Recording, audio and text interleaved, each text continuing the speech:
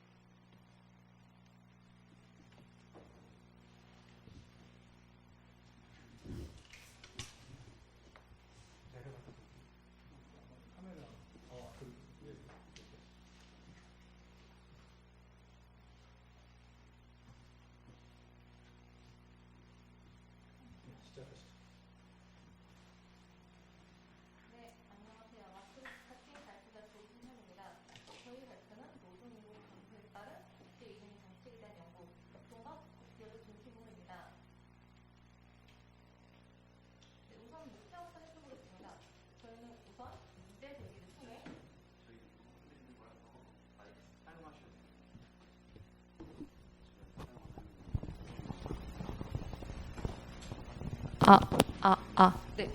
문제 제기를 통해 스터디 목적을 설명하고 러시아 이주 노동자 현황 및 이주 노동 정책을 북극과 극동 지역을 중심으로 살펴볼 예정입니다.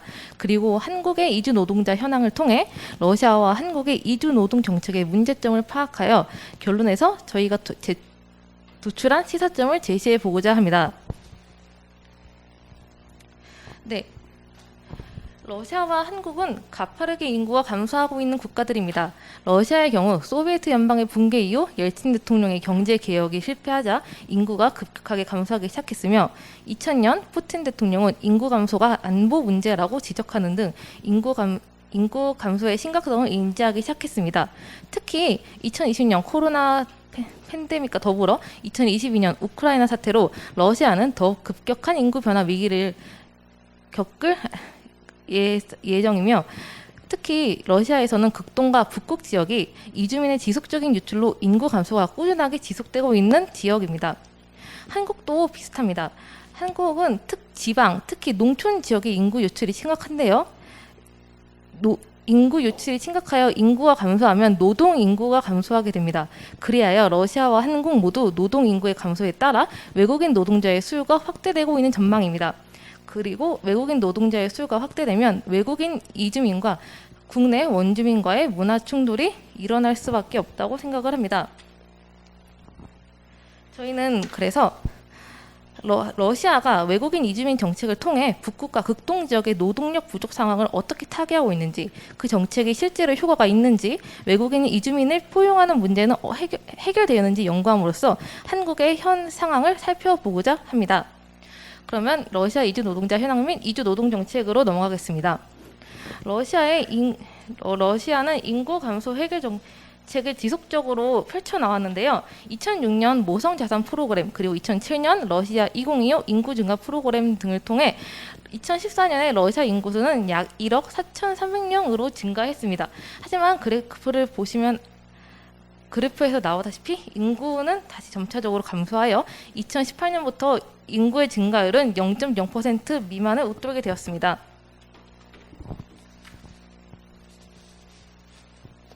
네, 앞서 언급했듯 인구가 감소하면 국가의 경제를 지탱해야 하는 노동하는 인구의 수가 감소합니다.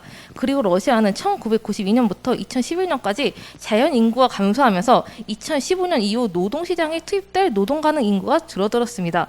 러시아는 인구 감소의 위험성을 직면하고 이민자들이 인구 감소를 완화할 수 있다는 가능성을 고려하여 다양한 이민 프로그램을 2003년부터 제정하기 시작했습니다. 특히 여기 나와 있는 국가 이민 정책 개념 2019년부터 2025년까지의 이민 프로그램의 경우 극동과 시베리아 지역의 토지 개발에 참여할 인구 유입을 위한 이민 프로그램으로 극동 및 시베리아 지역을 포함한 러시아 지역에서 외국인 이민자들이 영주권이나 시민권을 획득할 수 있는 조건을 마련합니다.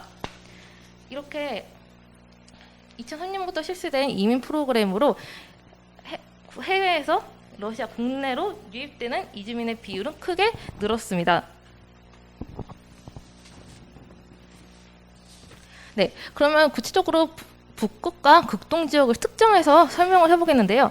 저희가 북극과 극동 지역을 특정한 이유는 이 구역 둘 다 개발 지역으로 개발 프로젝트가 이루어지고 있으나 이 개발 프로젝트에 필요한 인력과 인프라가 부족한 실정입니다.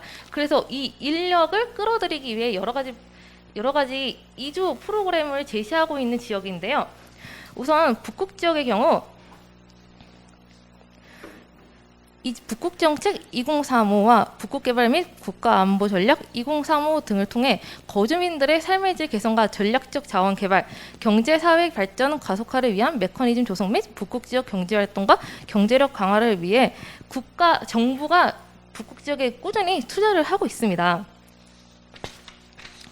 그래서 러시아 북극 지역은 이렇게 2006년부터 러시아 정부가 실시한 이민 프로그램과 정부가 계속해서 투자하고 있는 북극 개발 투자 등으로 이주 노동자가 크게 늘어 2008년에는 북극 지역의 이민자 수가 약 14만 명이 되었습니다.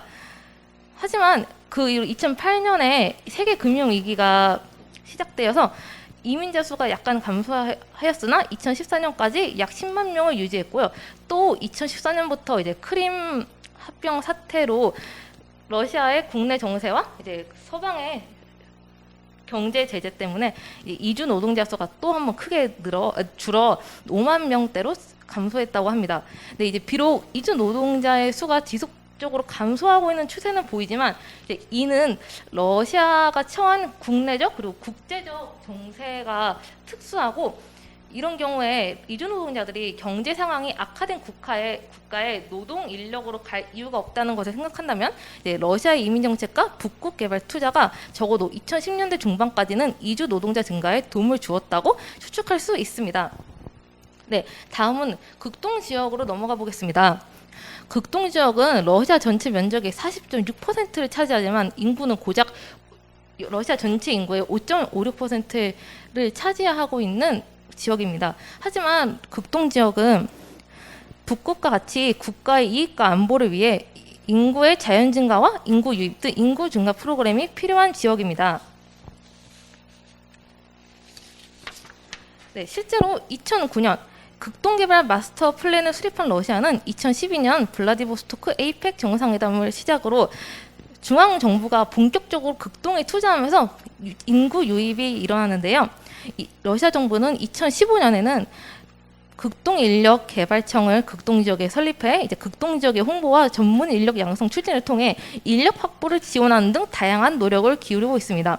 그리고 실제로 2012년부터 2015년까지 3년 동안 극동 지역의 인구수는 3980명이 증가했으며 2016년 당시 극동개발부 장관인 알렉산드르 갈로시카가 극동에서의 인구 유출이 지난 2년 동안 4분의 1 이상 감소했다고 설명한 바 있습니다. 이렇게 극동 지역도 부국 지역과 마찬가지로 러시아의 이민 프로그램과 정부의 지속적인 투자가 이주민 유입을 늘려가고 있는 추세라고 볼 수 있습니다. 이렇게 러시아는 인구 감소의 심각성을 이미 20년 전부터 깨닫고 외국인 노동자, 그러니까 이주 노동자의 중요성을 인지하고 이런 이주 노동자의 중심의 정책을 고안하고 있습니다. 그렇다면 한국의 이주 노동자 현황은 어떨까요? 지금 표를 보시면 아시겠지만 한국의 인구는 점차적으로 줄어들고 있습니다. 특히 출산율 감소와 더불어 이제 2070년에는 현재 노동 가능 인구의 절반뿐이 이제 한국의 노동 가능 인구에 있을 거라는 짐작을 하는데요. 이럴 경우 한국의 이제 국가 안보는 물론 경제 성장에도 큰 악영향을 끼칠 수 있습니다. 이럴 경우 한국의 잠재 성장률은 0%에 가깝다고 전문가들은 보고 있습니다. 인구는 국가의 존속과 안보, 경제 등 다양한 영역에서 대단히 큰 영향을 미칩니다. 인구 감소는 노인 인구 부양비의 증가와 노동력 감소 등 여러 문제의 시발점이 됩니다. 노동 인구가 줄어들면 국가의 경쟁력이 줄어들고 더 나아가 국가를 유지할 수 없게 됩니다. 이미 한국 소멸설마저 나오고 있는 상황인데요. 물론 한국 소멸설은 이제 극단적이라고 할 수 있지만 그만큼 저희 인구 감소 문제가 얼마나 심각한지 알 수 있는 대목이라고 생각을 합니다. 네, 저희는 여기서 농촌 지역을 특정을 했습니다. 네, 저희가 농촌 지역을 특정한 이유는 아까 극동과 북극 지역을 특정한 이유와 비슷합니다. 네, 농업은 네, 직접적인 식량 공급 기능 이외에도 환경 보전, 농촌 경관, 식량 안보, 식품 안전 등의 비식량 공급 기능을 가지고 있는 산업으로 OECD는 이미 1993년 농축 산업의 중요성을 농업의 다원적 공익 기능으로 선포함으로써 농업의 중요성을 강조했습니다. 그리고 특히 한국은 그 식량 자급률이 낮은 국가라고 생각을 하는데요. 이렇게 국제 정세가 약간 위태로울 때 식량 자급을 국외로만 의존을 하면은 식량 위기가 더 빨리 닥칠 거라고 생각을 합니다.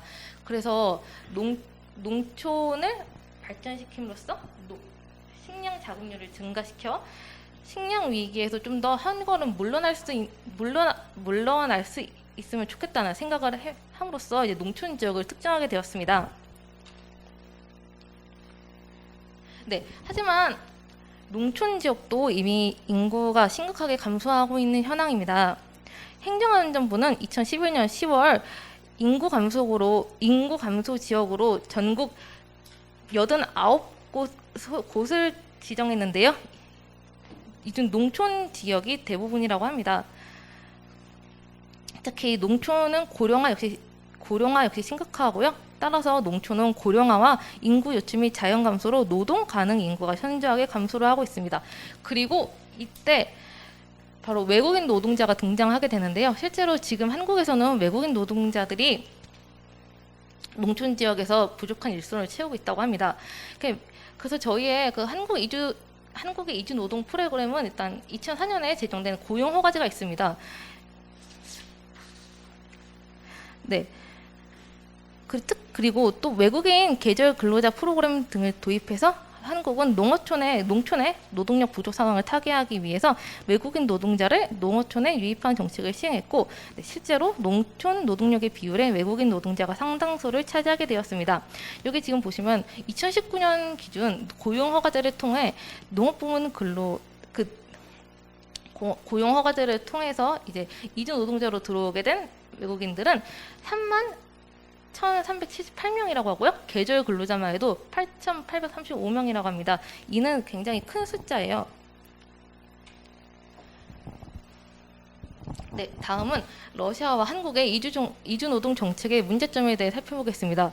네, 일단 저희 아까 러시아가 계속 이민 프로그램이 좋다 이런 얘기를 했던 것 같은데 사실 러시아의 이민 정책이 처음부터 이민자들을 환영했던 건 아닙니다.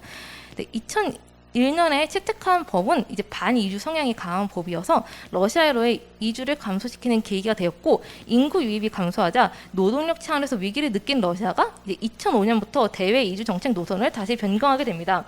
이 노선은 노동 이주민들을 러시아 사회에서 배제하지 않고 통합하기 위해 이주민들을 지원하는 노선으로 2007년부터 다시 정립된 이민 프로그램 덕분에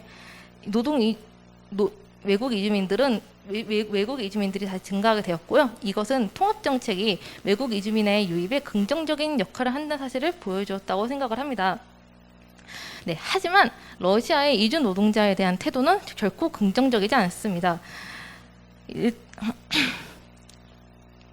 우선 러시아는 이제 다양한 소수민족들이 모여 사는 연방 국가이기 때문에 러시아는 이미 헌법에 인종적, 민족적, 언어적 우월성의 금지를 명시하고 소수민족을 위한 특별법을 규정하여 다문화주의를 수용한 국가입니다.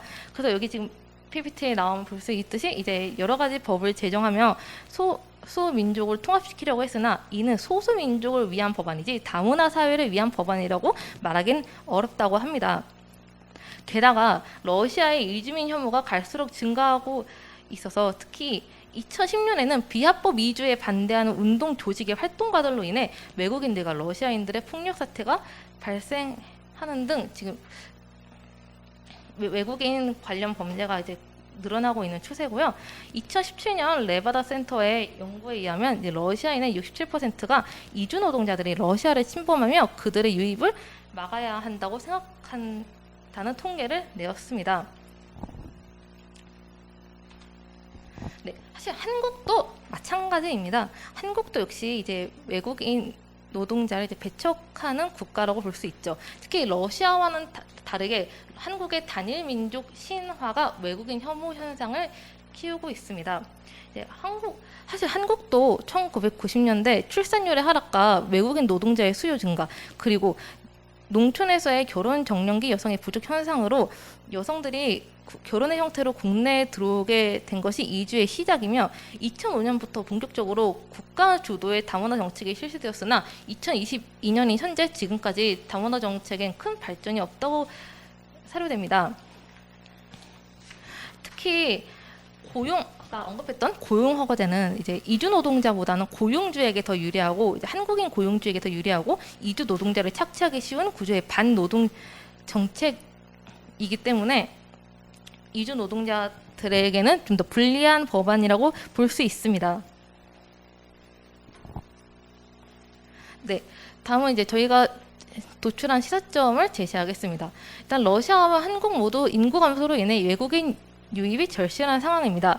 그리고 양국 모두 인구 감소로 인한 노동력 문제를 이주 노동자로 완화하려 노력 중입니다. 그 러시아의 경우는 이제 극동과 북극 개발에 필요한 인력을 외국인으로 충족하려 하고 한국 같은 경우는 농촌을 비롯한 여러 가지 직업에서 이제 이주 노동자로 채우려고 노력하고 있습니다. 한국과 러시아 모두 이주 노동자에 대한 정책의 효과가 아직 미미하고 대중이 이주 노동자를 배척한다는 공통점이 있는 반면 러시아는 사실 그래도 인구 감소의 위험성과 이주 노동자의 필요성, 노동력 확보를 위한 꾸준한 노력 등을 계속해서 인지하고 정책을 제정하고 있는 반면 한국은 아직 이주 노동자에 대한 정보의 관심이 부족한 상황입니다. 그래서 저희는 이제 한국이 출산율 증가에만 이제 인구 증가 정책에 초점을 맞추기보다는 대중에게 러시아처럼 이주 노동자에 대한 중요성을 알리며 국가 주도로 이주 노동자에 대한 정책과 복지를 키워나가고 이주 노동자들을 위한 제도를 지속해서 정비해야 한다고 결론을 내렸습니다. 네, 이상 발표를 마치겠습니다. 감사합니다. 네, 수고하셨습니다. 우리 재 교수님께서 한번 지도 토론을 해주시기 바랍니다.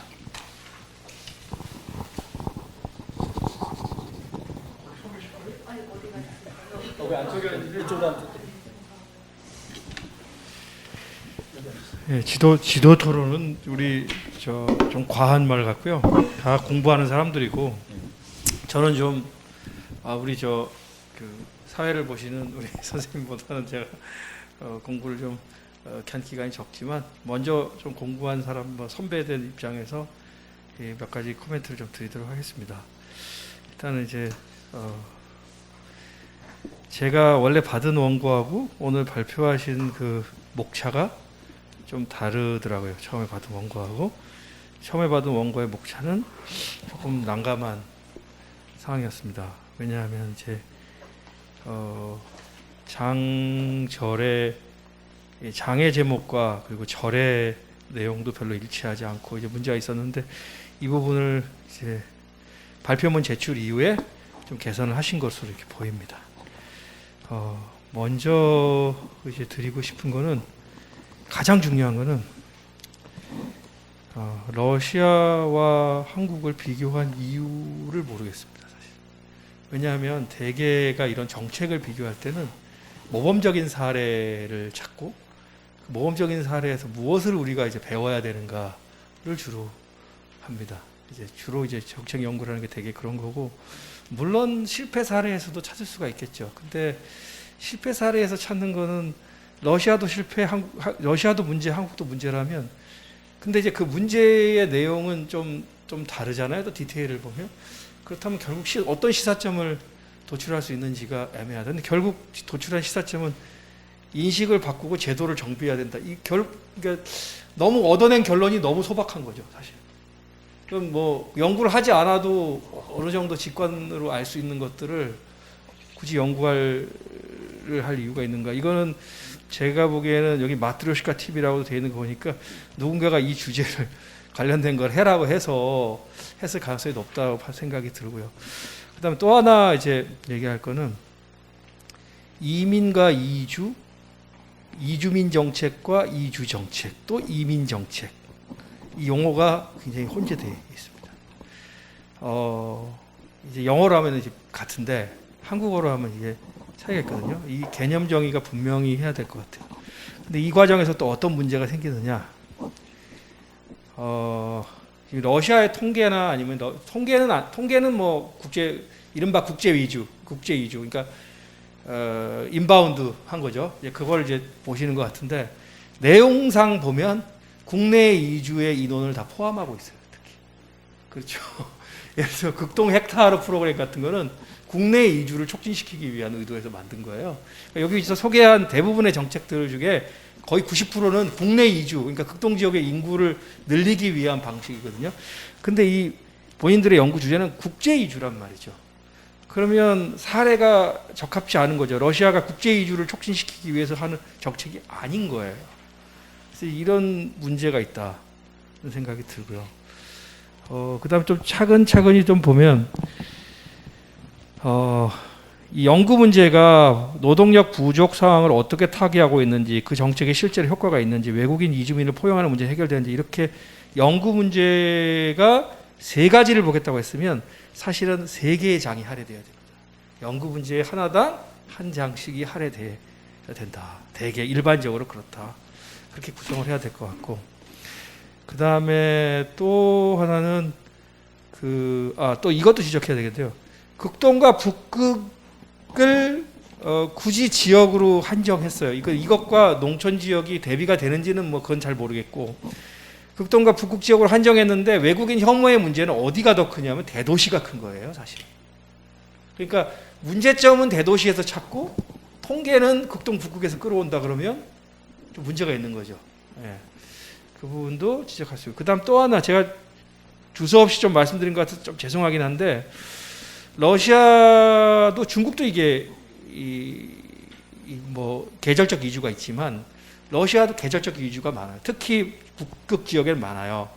그러니까 대도시나 아니면 이제 다른 지역에 살다가 일시적으로 북극 지역에 일자리가 났을 때 가는 경우들이 있단 말이죠. 그러니까 계절적 이주를 별로 고려하지 않은 것으로 좀 보인다. 이런 문제도 좀 지적할 수가 있을 것 같고요. 그 다음에 뭐 다른 표기 문제나 이런 오타는 그냥 그건 이제 다 잘 극복하실 거라고 생각하고, 그 다음에 북극 지역도 정의와 범위를 만약에 이거를 진짜 연구 대상으로 딱 하실 거면 범위를 명확하게 규정하셔야 되고요. 북극지대의 범위는 정해져 있어요. 관련 법령에 따라서. 근데 거기에 관련된 통계를 정확하게 뽑아내기가 매우 어려울 거예요. 왜냐하면 한 행정 단위도 북극 지역에 속하는 데가 있고, 예를 들면 사하공화국 같은 데는 안 되는 데가 있거든요. 근데 군별로 잘라야 되거든요. 이 통계는 굉장히 뽑아내기가 어려울 겁니다. 그래서 북극 지역으로 한정한다든가 극동으로 한정할 때 더 문제는 어려워져요, 사실은. 그리고 이주 노동자의 통계를 하셨을 때도 이게 누적인지 아니면 그 연 인원을 얘기하는 건지, 예, 한 해에 그렇다는 얘기인 건지. 예를 들면 2008년에는 약 14만 명이 됐고 2014년까지 약 10만 명을 유지했고, 그러면 4만 명이 그럼 빠졌나? 아니면 매년 가는 인원에서 이 인원이 감소했다는 건가? 이게 좀 명확해 보이지가 않고, 이것도 마찬가지 국내 이주일 가능성이 상당히 높습니다. 예, 이 부분은.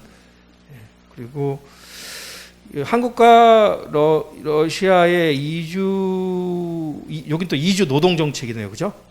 국제 이주민 정책도 아니고 이주 노동 정책인데, 정책 실패의 이유를 거명해야지 다른 거를 가져오면 안 돼요. 그러니까 이렇게 구성해야 되거든요. 정책을 했는데 그 정책이 효과가 있었는지를 검증하고, 효과가 없었으면 왜 효과가 없었는지를 지적해 줘야 되는데, 전혀 다른 외국인 혐오 문제를 가지고 간단 말이죠. 이거는 정책의 문제점, 그러니까 외국인 혐오를 없애야 되는데 법을 잘 만들면 혐오가 사라지나요? 제도를 정비하면 혐오가 좀 줄어들 수도 있겠죠. 근데 이건 단기간에 이루어지기 어려운 거니까 저는 오히려 이거는 정책에 포커스를 맞춰서 정책이 성공했냐 성공하지 않았냐, 효과가 있었냐 없었냐, 효과가 없었다면 왜 없었냐, 효과가 있었다면 왜 있었냐를 하는 게 좋겠다. 그리고 굳이 한국과 비교하지 않고 러시아에 보다 포커스를 맞춰서 집중하시는 건 어떨지. 그리고 이것을 위해서 이주 정책, 국제 이주, 그러니까 여기 제한사항이 너무 많아요. 이주 정책인데 또 국제 이주여야 돼, 또 노동 이주여야 돼. 제한사항이 엄청 많이 걸리는 거죠. 그러면 통계를 찾기가 굉장히 어려워져요, 사실 이렇게 되면.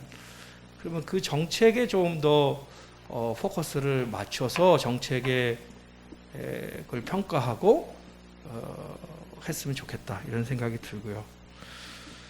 그리고 마찬가지예요. 시사점이나 그 말씀을 하려다가 말았네요. 그러니까 이주 정책이 인구의 증가에 미치는, 노동 인구 증가에 미치는 영향에 대한 이론적 배경을 좀 찾는 게 좋겠어요. 네. 그것에 대해서, 그러니까 이거는 사실은 굳이 한국에 대한 시사점에 자꾸 몰입하지 마세요. 러시아에 대한 케이스 스터디만 잘 하더라도 나중에 많은 연구에서 시사점이 이 후속 연구에서도 나올 수 있거든요. 그러니까 그런 이론적 배경들을 잘 찾아보고, 러시아의 이주 정책에 대한 선행 연구들도 좀 상당히 있어요. 그러니까 국내외 선행 연구들도 좀 검토해서 그 선행 연구에서의 좀 부족한 면, 선행 연구가 짚지 못한 점, 이런 점들을 좀 한계를 극복하는 거를 해주면 좋겠고, 마지막으로 이걸 좀 말씀드려도 돼요? 이게 이주 정책의 효과인지 아니면 개발 정책의 효과인지가 불분명해요. 그러니까 이주 정책을 잘 세워서 인구가 는 건지, 아니면 개발 정책이 아주 화끈해 갖고 인구가 는 건지, 그렇죠? 좀 불명확한 면이 있어요. 이것도 좀 극복해야 될 과제라고 봅니다. 네, 이상입니다. 네, 감사합니다. 결국 우리가 이제 많은 지적을 받으셨는데요. 결국은 이제 사회과학적인 어떤 그 논문을 쓰거나 조사를 하거나 이럴 때 정말 그 논문 제목에 따른 가설이 매우 중요하고요. 어떤 메소돌로지로 가지고 그걸 접근할 것인가. 지금 오늘 교수님께서 지적해 주신 대로 용어 개념을 정확하게 해서 그 용어에 한정해서 해야 되는데, 지금 보면 아까도 지적하셨지만 주로 러시아 얘기, 극동 지역 얘기하면서 한국 얘기를 했는데 제목에는 한국 얘기도 전혀 보이지가 않아요. 그러니까 이런 얘기는 뭐냐면은 지역을 한정해서 내가 하고 싶은 그 얘기만 집중적으로 깊이 있게 들어가는 것이 좋은 논문을 쓰는 훈련이라고 생각하고, 소위 중국말에 이런 말이 있습니다. Eyes the sun, 저즈치에라는 말이 있어요. 그러니까 사랑이 깊으면 매를 많이 때린다 이런 얘기가 있습니다. 그러니까 오늘 이런 아주 얘기가 이게 오늘 막 좌절하거나 이러시지 말고 오늘 선생님께서 아주 좋은 사랑의 매를 때려 주셨으니까 이걸 가지고 앞으로 더 좋은 논문을 쓰도록 기대해 보겠습니다. 오늘 수고 많이 하셨습니다. 박수 부탁합니다. 자, 이어서 두 번째 발표로는 러시아 우크라이나 전쟁 이후 유라시아 완충지대의 경제 사회 변화 분석으로 독일과 벨라루스의 사례를 중심으로 김지선, 배진성, 정성우, 권현교 께서 발표해 주시고 또 우리 재성훈 교수님께서 토론을 해 주시도록 그렇게 하겠습니다. 자, 우리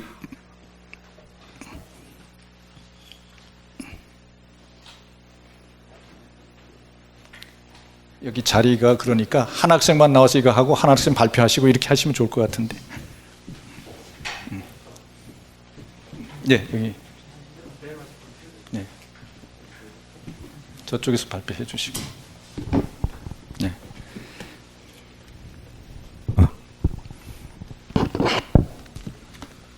자, 부탁드립니다. 네, 안녕하세요. 한국외대 국제관계학과 박사생 배진성이라고 합니다. 저희는 러시아 우크라이나 전쟁 이후에 유라시아 완충지대 경제, 사회 변화를 독일과 벨라루스의 사례를 중심으로 분석해 봤습니다. 목차입니다. 서론과 이론적 접근은 스파이커만의 주변지대 이론과 완충지대. 제가 발표할 부분이 이 3장인데요. 이후에 에너지 외교 동향 연구, 독일 사례를 중심으로 이제 살펴봤습니다. 근데 제가 이제 이거를 할 때 왜 EU냐, 그리고 왜 독일이냐, 이 완충지대랑 엮어서 봤는데, 한반도도 사실은 완충지대로서 특히 에너지 지정학적으로 상당히 중요하고요. 그리고 독일 역시 그 부분에서 굉장히 중요하기 때문에 이 부분에서 좀 연구를 해보게 되었습니다.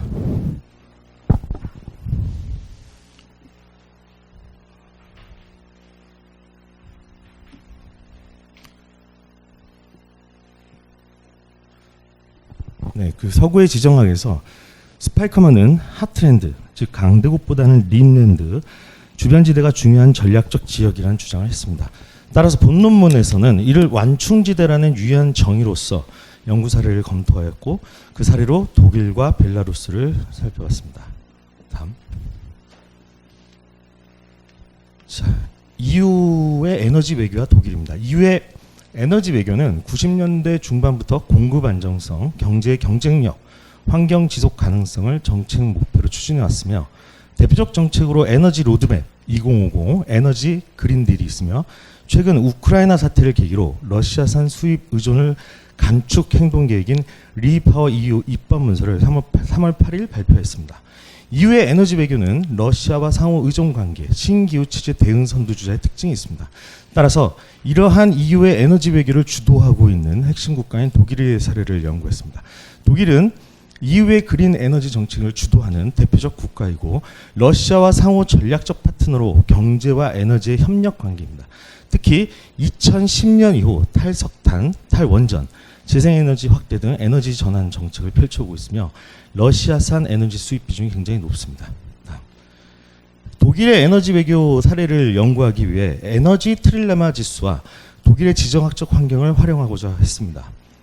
에너지 트릴레마 지수는 세계 에너지 총회에서 매년 발표하는 에너지 시스템 건전성 지수로서 에너지 안보, 에너지 형평성, 환경 지속 가능성, 그리고 국가적 요소로 구성됩니다. 본 연구에서는 이러한 항목들 중에서 특히 에너지 안보 지수, 그 중에서도 1차 에너지 공급원의 다양성과 수입 의존도 항목을 중점적으로 검토하려고 합니다. 국가적 요소는 독일의 지정학적 환경을 보면 완충지대 입지를 확인할 수 있습니다.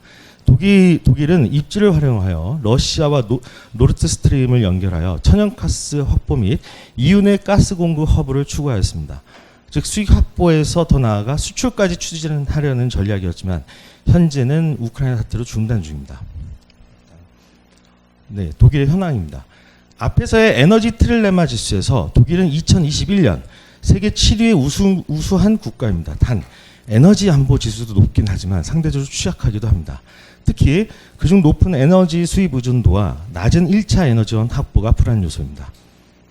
또한 앞부분에서 지정학적 측면에서 경제적인 활용을 해오며 경제적으로는 세계 4위 GDP 경제 대국이 됐고, 그렇지만은 군사력 측면에서는 전범 국가이기 때문에 국방력 증가에 제한이 있고, 통일 재원 마련과 군축 정책으로 GDP 1.3%의 적은 투자를 하여 군사력은 14위며 계속 약화 중입니다. 그러나 우크라이나 사태로 이번에 GDP를 2% 좀 강화하게 되었습니다. 그래서 이러한 독일의 에너지 외교를 구체적으로 살펴보겠습니다. 다음, 독일의 에너지 안보 현황입니다. 독일의 에너지 자금률은 20년간 지속적으로 하락해 왔습니다. 즉 주요 1차 에너지원인 화석 연료들의 수입 의존도가 증가해 왔습니다. 이는 신환경 에너지 정책에 따른 원전 폐지, 신재생 에너지 확대 기조 정책의 영향이며, 특히 러시아산 수입 비중이 확대되어 왔습니다. 이에 대해 에너지원별 국가별 수입 현황을 구체적으로 살펴보겠습니다. 석탄의 경우 1998년에는 자급률 80%로 자급 가능하여 수입량도 적었으나 환경 이슈로 자체 공급보다 수입량을 늘려왔으며 주로 러시아산이 증가해 왔습니다. 석유의 경우 97%의 절대적으로 수입에 의존해 왔으며 러시아산 비중이 지속적으로 높게 유지되어 왔습니다. 천연가스는 50% 이상으로 가장 높게 러시아에 의존 중입니다. 특히 2011년 노르드스트림 개통 이후 수입량이 급증하면서 더 나아가 확보된 여유분을 EU 국가로 재수출해 왔습니다. 1차 에너지원 모두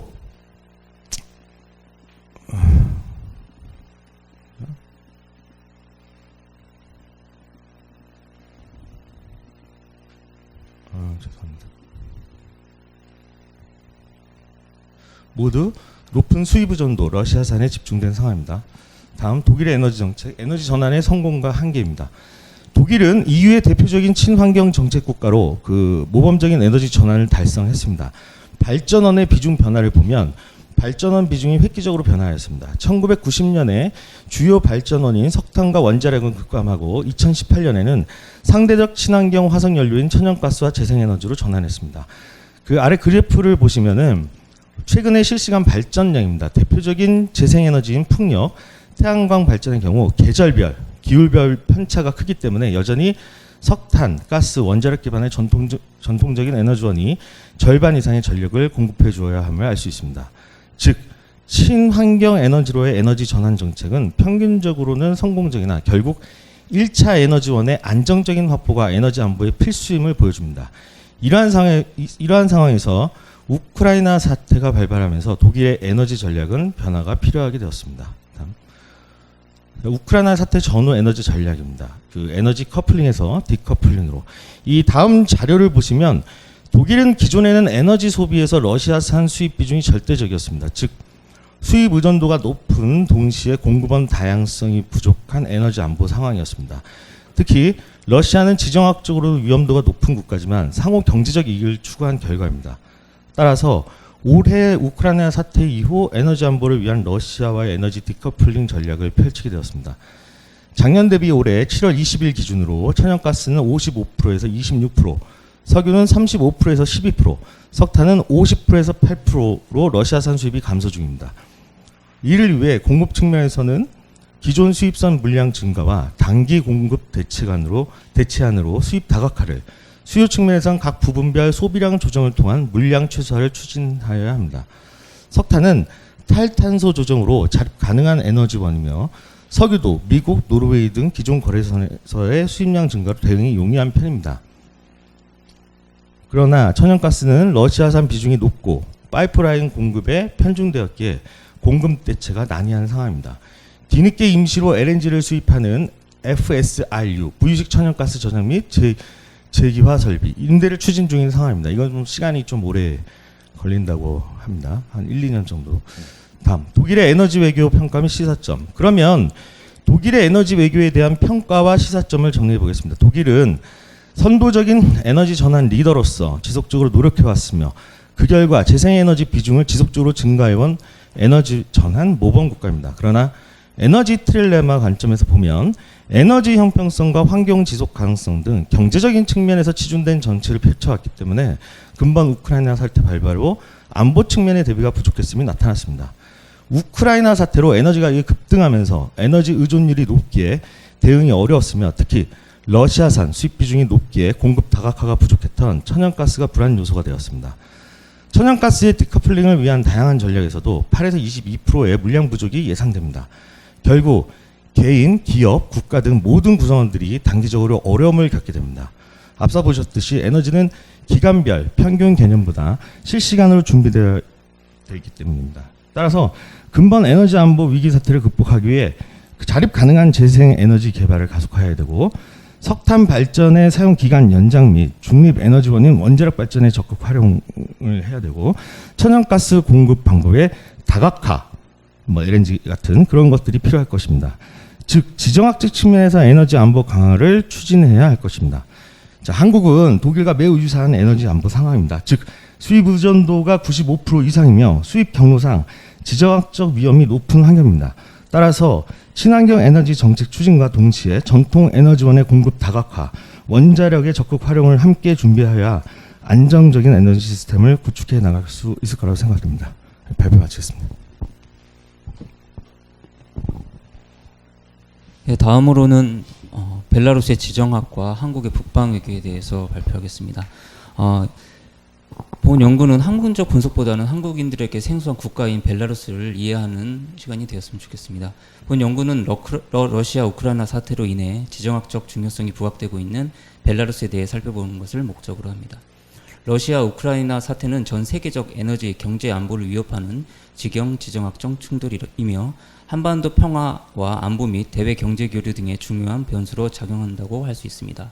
또한 유라시아 영내의 완충국가인 벨라루스는 대한민국의 신북방 외교 대상국 중 하나라는 점에서 연구의 필요성이 제기된다고 하겠습니다. 벨라루스의 정식 국명은 벨라루스 공화국으로 대통령제를 표방하고 있습니다. 국토의 면적은 한반도보다 조금 작은 20만 7,600제곱킬로미터입니다. 인구는 2021년 기준 935만 명으로 민족 구성은 벨라루스, 러시아, 폴란드, 우크라이나 순으로 되어 있습니다. 언어는 벨라루스어와 러시아어가 공용어로 채택되어 있으나 실생활이나 공식적으로 러시아어의 사용 비중이 높다고 할 수 있습니다. 벨라루스의 지역 내의 위치는 그림과 같습니다. 벨라루스는 동서남북으로 러시아, 우크라이나, 폴란드, 리투아니아, 라트비아와 직접 국경을 접하고 있으며 총 접경거리는 2,900km에 이릅니다. 만약 벨라루스가 러시아 우크라이나 사태 이후 러시아와 함께 서방과 군사적 대립을 할 경우 959km를 제외한 나머지 국경에 대해 군사적 대비를 해야 되기 때문에 군사적으로는 상당히 불리한 위치에 있다고 할 수 있습니다. 현재 벨라루스 지역에 동슬라브족이 출현한 것은 6세기경으로 벨라루스인은 해당 지역에 정착한 이후 여러 강대국들의 침략, 지배, 흡수 등을 당하는 등 한국과 매우 비슷한 고난의 역사를 갖고 있습니다. 특히 2차 세계대전 독소 전쟁으로 인한 1,000만 명의 인명피해 중 벨라루스의 인명피해는 약 200만 명으로 추산되며 2021년 기준 전체 인구가 935만 명이라는 점에서 그 피해 규모를 짐작할 수 있습니다. 소련으로부터 독립한 이후에도 벨라루스는 친러시아의 외교 정책을 펼쳐왔습니다. 1992년에는 러시아와 함께 독립국가연합을 구성하였고 이후 러시아가 중심이 된 집단안보조약기구 유라시아 경제연합에 가입하는 등 러시아와의 연대를 지속해오고 있습니다. 또한 러시아 우크라이나 사태 이후 러시아와 군사적으로도 연대를 이어오고 있습니다. 소련 해체 이후 2000년대까지 러시아와 벨라루스는 형제국의 관계였으나 2000년대 이후 러시아와 벨라루스는 상하 위계 질서의 비대칭 동맹 관계가 되었습니다. 러시아는 경제적 지원으로 벨라루스에게 외교적 충성을 요구했고 벨라루스는 외교적 문제에 있어서 러시아에게 상당 부분 자율성을 이양해야만 했습니다.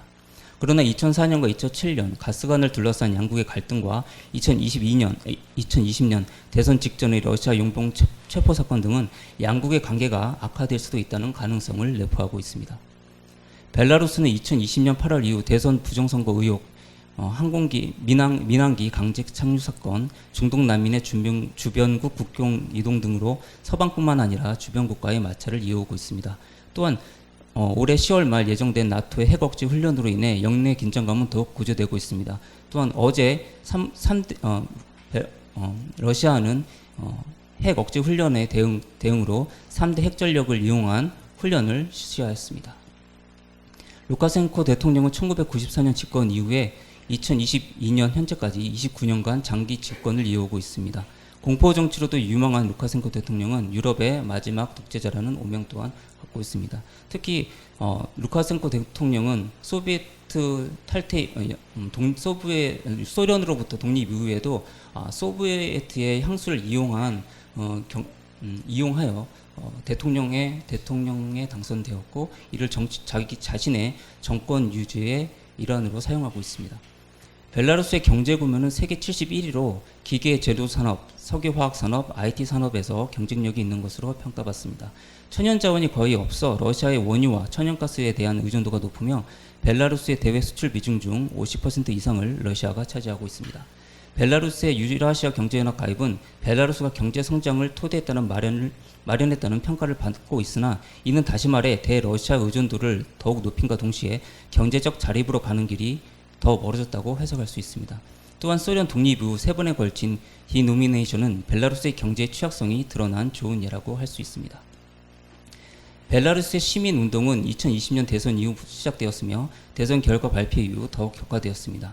시위대를 향한 총기 사용과 강경 진압은 10만 명이 참여하는 대규모 시위를 촉발시켰습니다.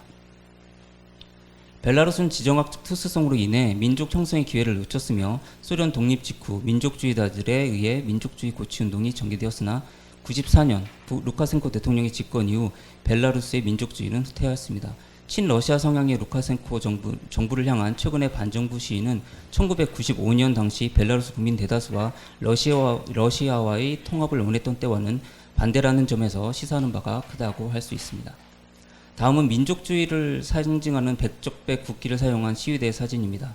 최근에 벨라루스 반정부 시위는 1995년 이후 후퇴하였던 민족의식에 대한 자각과 반러시아 감정 표출로 해석할 수 있습니다.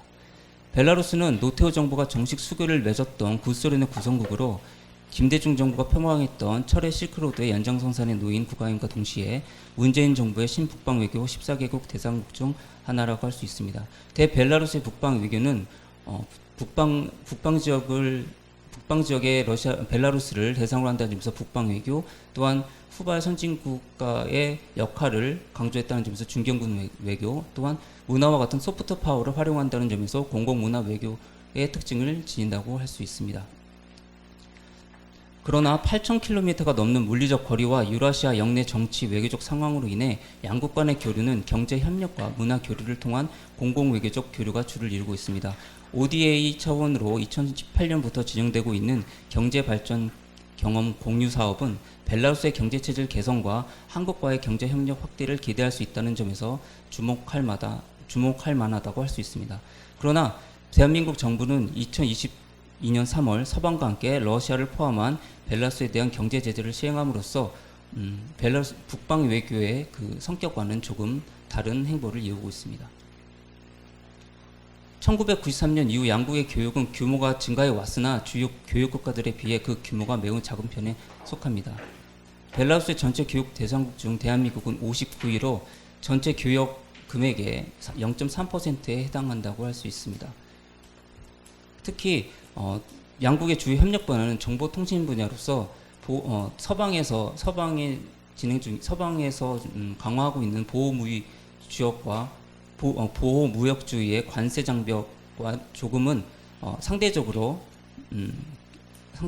자유로운 분야로서 앞으로도 한국 정부는 정보 통신 분야에 있어서 벨라루스의 교류를 확대할 것으로 예상됩니다. 벨라루스의 다음으로는 한국 벨라루스 경제 분야 교류의 한계점에 대해서 말씀드리겠습니다. 벨라루스에는 국가자본주의적 경제 환경과 러시아 우크라이나 사태로 인해 서방의 경제 제재 및 서방의 보호 무역주의로 인해 벨라루스에 대한 직접 투자와 지적 이점을 활용한 유럽 내 물류 기지로서의 활용 가치가 불투명한 것이 방해 요소로 작용할 수 있습니다. 특히 벨라루스와의 교역은 소규모로서 기업들의 물류비가 부담한다는 특징이 있으며 벨라루스와 한국 간의 항공기 직항의 부재는 양국의 그 물류와 인적 교류에 방해가 한계로 작용하고 있습니다. 공공외교 분야에서는 국제교류재단의 한국어 교수 파견과 세종학당의 중심이 된 한국어 교육과 대사관이 주최하는 한국 문화 행사가 큰 비중을 차지하고 있습니다. 대외 환경으로 인해 정치, 외교, 경제, 인적 교류가 제한된 상황에서 문화 교류를 중심으로 한 공공외교는 벨라루스에서 대한민국에 대한 우호적 이미지 형성에 이바지하고 있다고 평가할 수 있습니다. 평가 및 시사점입니다. 벨라루스는 에너지 공급과 경제적 측면에서 자국의 이익을 추구하기 위한 다른 대안 없이 러시아 편승에 의존해 왔습니다. 또한 러시아 우크라이나 사태로 인해 벨라루스가 러시아와 함께 서방의 제재 대상이라는 사실은 한국과의 교류를 포함하여 대외 교류의 한계로 작용한다고 할 수 있습니다. 또한 러시아 우크라이나 사태로 인한 대한민국 정부의 대벨라루스 경제 제재는 신북방 외교 방향과 모순된다고 할 수 있습니다. 벨라루스가 완충국가 또는 중간국 지위를 회복하기 위해서는 러시아로부터 분리된 국가 정책성 수립과 경제 체질 개선을 위한 외교 경제적 자립이 선결 조건이라고 할 수 있겠습니다. 결론이 조금 많은데요. 이제 마지막 제일 저희가 시사점으로 말씀드리고 싶은 것은 완충지대는 외교적 노력을 통해 전략적 이익을 추구할 수 있는 지정학적 공간입니다. 러시아와 같은 유라시아 강대국은 디지털, 친환경, 우주, 기술 분야에서 미래 산업 선점을 위해 서방과 경쟁하고 있습니다. 향후 이러한 양상은 더욱 치러질 것으로 전망되고 있으며 완충국인 한국과 마찬가지로 벨라루스에 대한 연구가 필요한 시점이라고 할 수 있겠습니다. 네, 수고하셨습니다. 네, 제 교수님께서 토론을 해주시겠습니다.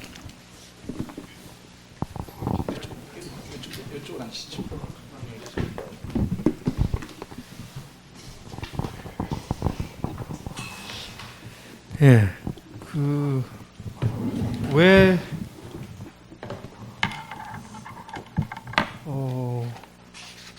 이걸 엮으셨죠? 두 개를? 여기 발표를 듣는 다른 사람들도 다 그렇게 생각할 것 같은데요. 지금은 다 제가 조금 좀 표현을 한다면 건강한 과일 바구니를 건강한 몸에 좋은 과일 바구니를 들고 왔는데 바구니 안에 과일이 들어있어야 되는데 토마토하고 오이가 들어있고 홍삼과 등심이 들어있는 것 같은 약간 이런 느낌이에요. 아마 발표하시는 분들도 느끼셨을 거예요. 그래서 약간 좀 더 조금 따끔하게 말씀드리면 약간 끔찍한 혼종 같다.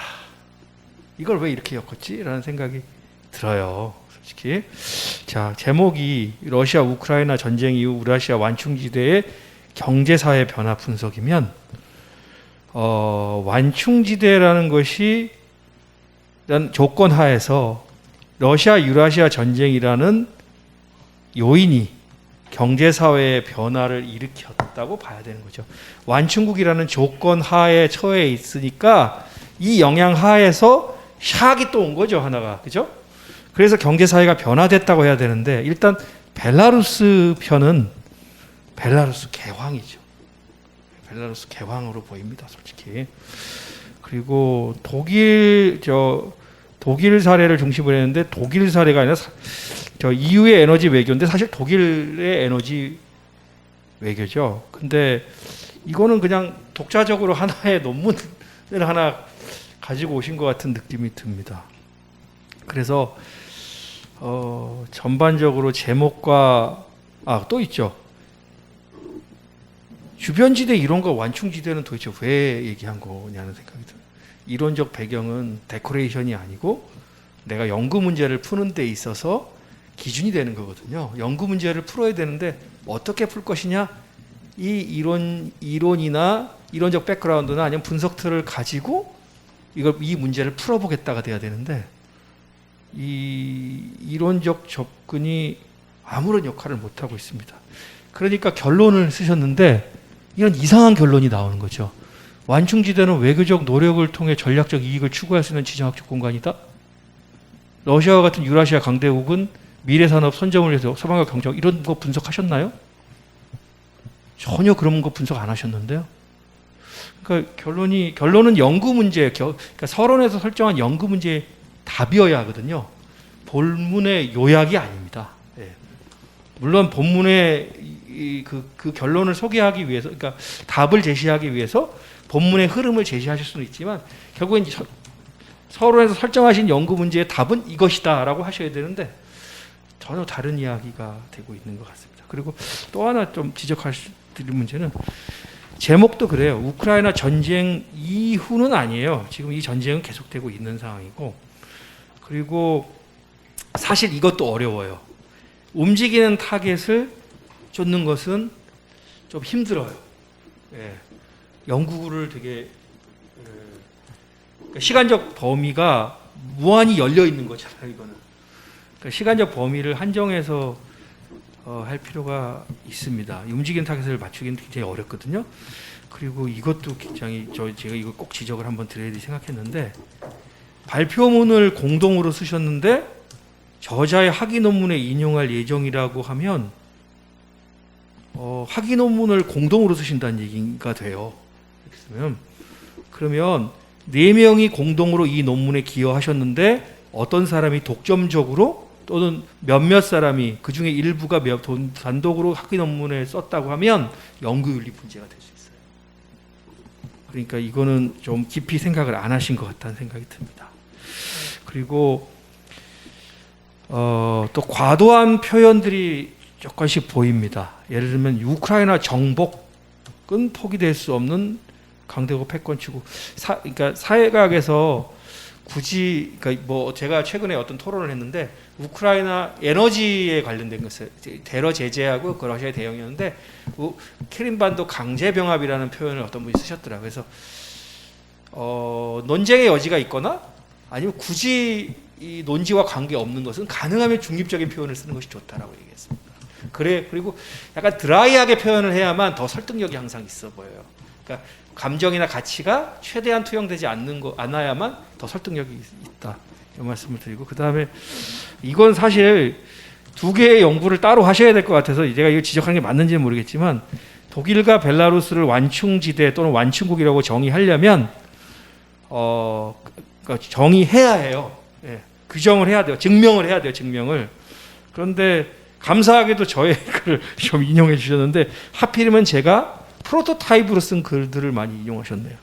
그러니까 제가 사실 연구 노트로 쓴 것들을 인용하셨는데, 사실 완충국에 대해서 하시려면 제가 러시아 몽골 관계에 대해서 쓴 완충국 이론으로 쓴 게 국제정치 논총에 실린 게 있거든요. 그걸 오히려 만약에 이걸 갖다 쓰시려면 그걸 참고하시면 좋겠다 생각이 들고요. 그리고 또 벨라루스 같은 경우에는 제가 최근에 한겨레 신문에 쓴 글이 있어요. 예, 그 루카셴코와 벨라루스에 대해서 쓴 글이 있거든요. 거기서 벨라루스가 왜 친러의 길을, 우크라이나와 달리 친러의 길을 걸을 수밖에 없었는지에 대한 뭐 답이라기보다는 저의 해석이 있습니다. 나라마다 우리가 생각할 때는 벨라루스가, 이제 필자도 그렇게 생각하신 것 같아요. 벨라루스가 러시아로부터 완전히 독립해야지, 러시아와 독자적인 정체성을 가져야지 라고 생각할 수도 있는데요. 또 반대로 생각할 수도 있어요. 원래 한 나라였으니까 같은 민족적 뿌리가 같으니까 하나의 나라를 구성하고 정체성을 통합하는 것도 나쁘지 않은 거 아닌가? 라고 생각할 수도 있어요. 왜냐하면 우리나라 외국에서 아까 좀 전에 말했던 외국인 노동자도 정체성을 같이 통합하고 같이 공존해야 된다고 그랬잖아요. 그렇게 따지면 마찬가지 아닌가요? EU도 서로 다른 정체성 하나로 통합하려고 하잖아요.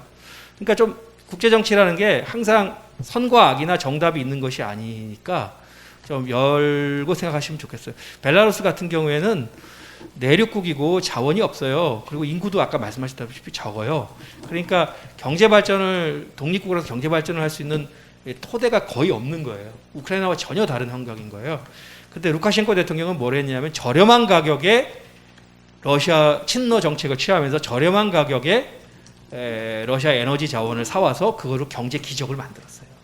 그 90년대에 러시아보다 훨씬 더 빠른 경제 성장을 보였거든요.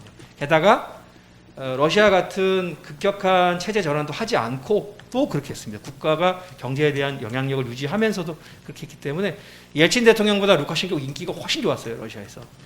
그러니까 그런 면에서 루카셴코가 장기 집권을 할 수 있는 일단 배경이 됐던 거고, 또 하나 우리 벨라루스 관련해서 지적할 부분은 벨라루스는 독자적인 국가적 한 번도 독립된 국가를 가져본 적이 없어요.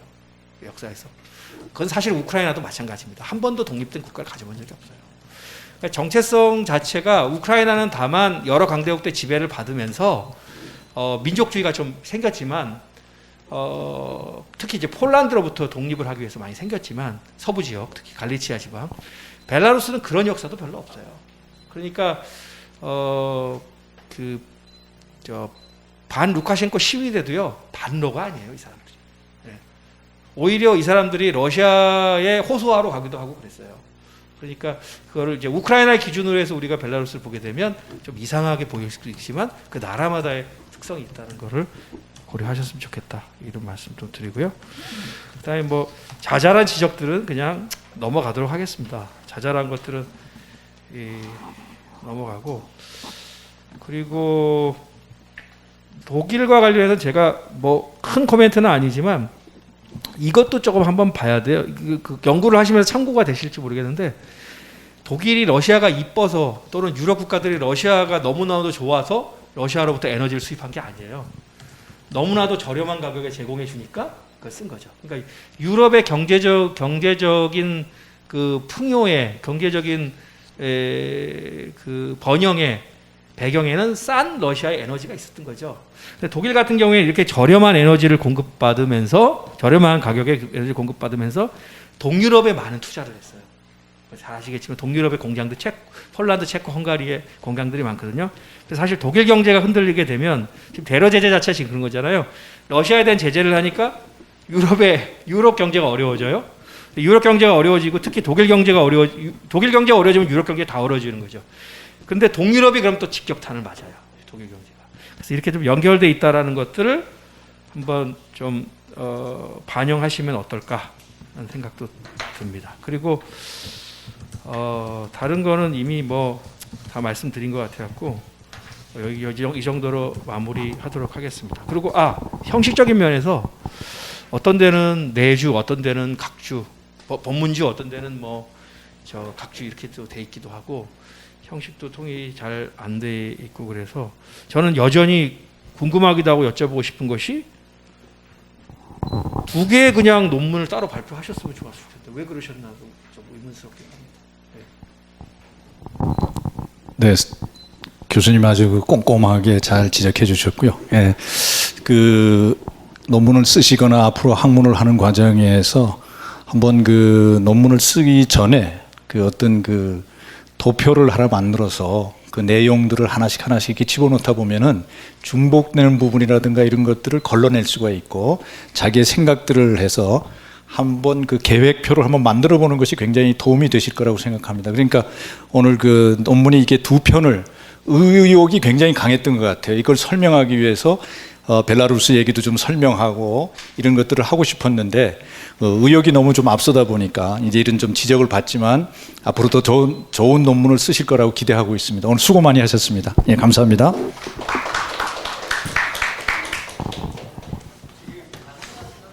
자, 이어서 오늘 이제 제일 마지막으로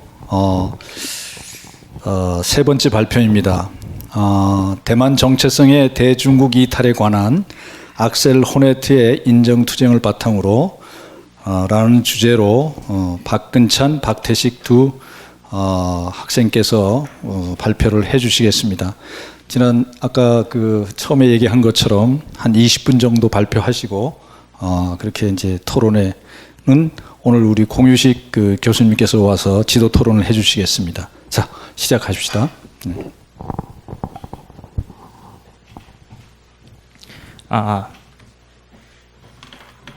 네, 안녕하세요. 대만 정체성의 대중국 이탈에 관한 연구 악셀호네트의 인정투쟁을 바탕으로라는 주제를 발표를 맡게 된 박태식, 박근찬입니다.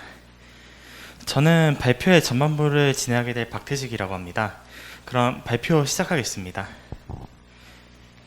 먼저 목차를 보시면 다음과 같이 서론에서는 연구 목표 및 가치를 제시할 것입니다. 다음으로 본 발표에서 연구 분석 툴로 활용할 인정투쟁 이론을 설명할 것입니다. 그 다음 제시한 연구 분석 틀을 분석할 대망 정체성의 대중국 이탈에 적용할 것입니다. 마지막으로 발표의 결론을 지으며 마무리할 것입니다. 네, 본 연구는 대만 정체성의 대중국 이탈에 대해 분석하는 것이 목표입니다. 대만 문제는 비단 아시아 내부의 문제로만 다뤄질 것이 아닙니다. 전 세계적 차원의 안보 문제입니다. 양안 관계는 미중 패권 경쟁의 소용돌이 안에서 자리하고 있기 때문입니다. 이는 미중 강대국 사이에 놓여 있는 한국에게도 상당한 함의를 가져옵니다.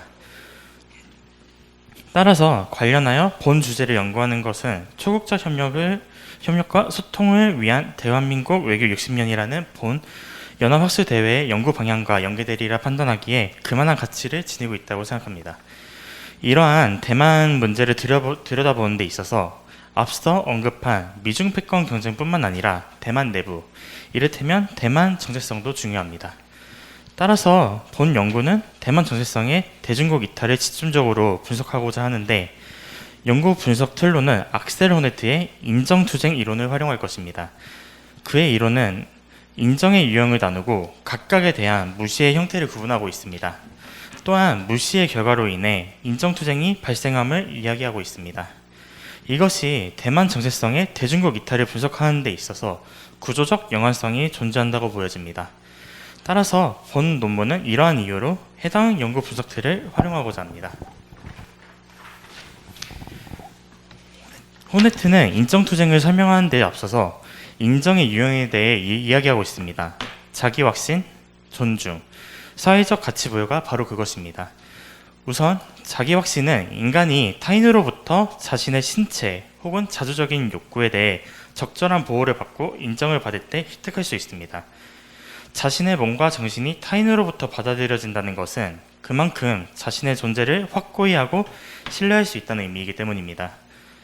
다음, 존중은 인간이 제도 및 법을 통해서 평등한 권리를 갖는 하나의 존재로서 인정을 받을 때 획득이 가능합니다. 존중받는다는 것은 그 사람이 속해 있는 공동체의 의지나 목표 실현에 있어서 중요한 역할을 할 수 있게 하고 이는 민주시민으로서 정체성을 형성하게 하는 것과 같습니다.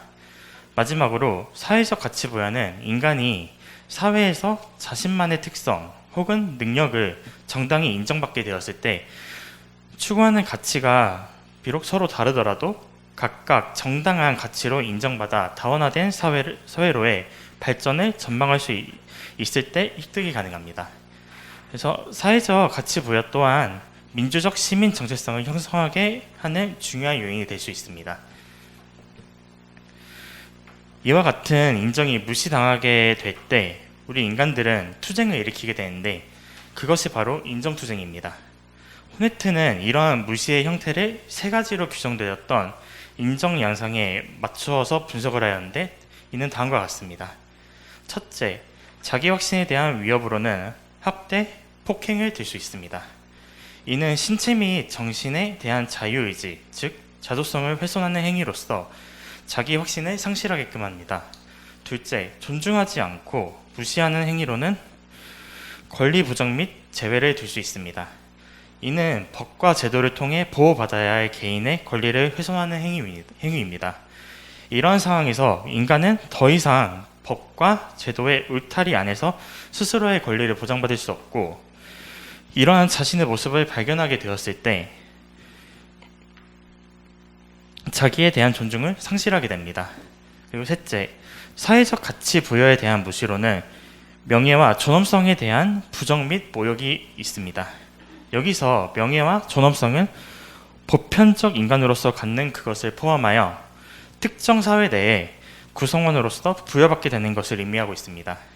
이러한 인간의 명예, 존엄성 등을 훼손하는 행위는 더 이상 지속적인 사회적 가치를 부여받기 어렵게 만듭니다. 이러한 무시의 결과로 인정투쟁이 발생하게 되는 것이라고 할 수 있습니다.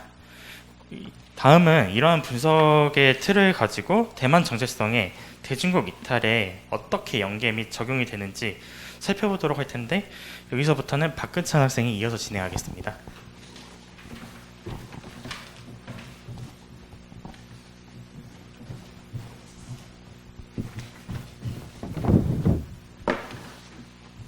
네, 안녕하세요. 이어서 발표를 맡게 된 박근찬이라고 합니다.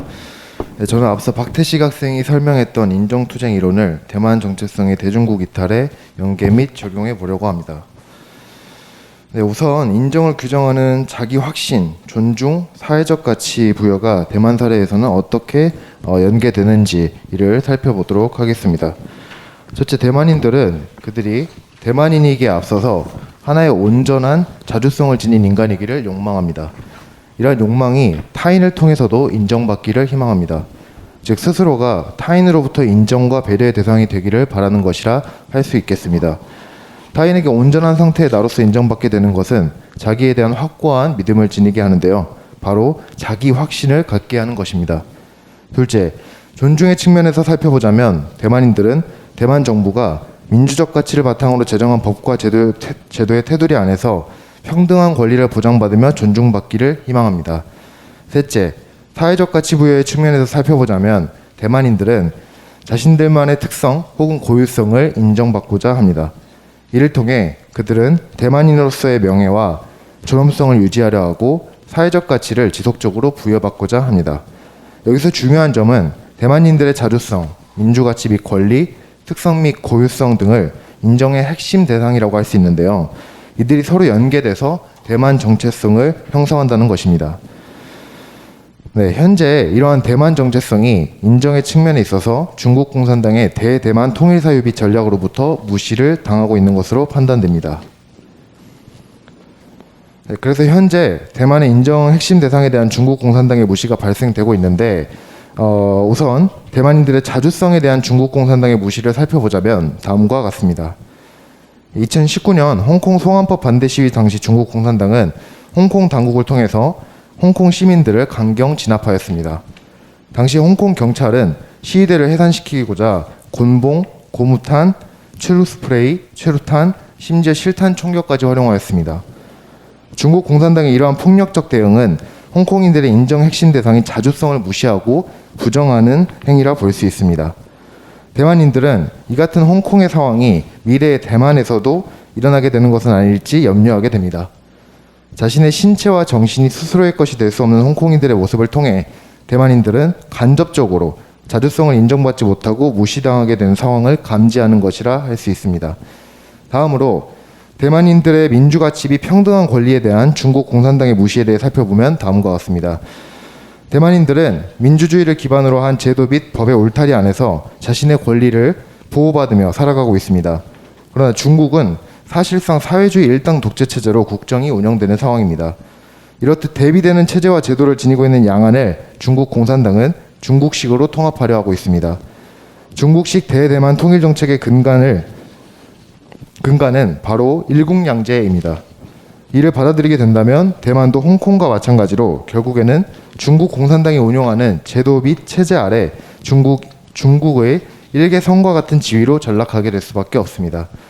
이렇게 된다면 기존의 대만 정부로부터 법과 제도라는 울타리 안에서 보호받던 대만인들의 권리와 민주가치는 무시될 위험에 처하게 되는 것입니다.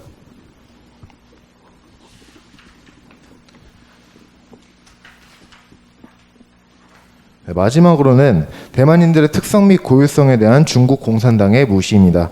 현재 대부분의 대만인들은 자신의 정체성을 대만인으로 인식하고 있습니다. 네, 대만 국립정치대학 선거연구센터에서 조사한 대만 민중의 대만인, 중국인 정체성 추세 분포는 2022년 6월 기준으로 스스로를 대만인이라고 인식하는 사람들의 비중이 전체 중에 63.7%로 1위를 차지하고 있음을 밝히고 있습니다. 이는 대만인으로서의 특성 혹은 고유성이 강화되고 있는 상황으로 보여집니다. 이러한 상황 가운데 시진핑 국가주석은 19년 1월 초에 개최했던 대만 동포에게 고하는 글 40주년 기념회에서 이렇게 말했습니다. 조국은 반드시 통일해야 하는데 이는 신시대 중화민족의 위대한 부흥의 필연적 요구이다. 이렇게 주장하였습니다. 이와 같은 시진핑 국가주석의 발언은 대만인들의 특성과 고유성을 무시하고 중국을 따라야 한다고 강조하는 것이라 판단할 수 있겠습니다. 네, 이처럼 인정의 핵심 대상들에 대한 무시를 받게 된 대만인들은 중국 공산당에 대한 인정투쟁을 전개하게 됩니다. 최근 대만인들의 인정투쟁은 투표를 통해 표출되었는데요. 과거 차이잉원 총통이 집권 1기 당시 집권 1기 중반 정도가 지났을 때 대내적인 현안 그리고 외교적인 성과, 양안 교류 등 전반적인 측면에서 고전을 면치 못하고 있었던 때가 있었습니다. 그래서 결국에는 2018년 11월 대만 지방선거에까지 이러한 영향은 미치게 되었는데요. 결국 민진당은 참패를 당했고 차이잉원에 대한 지지율도 하락하게 되었습니다.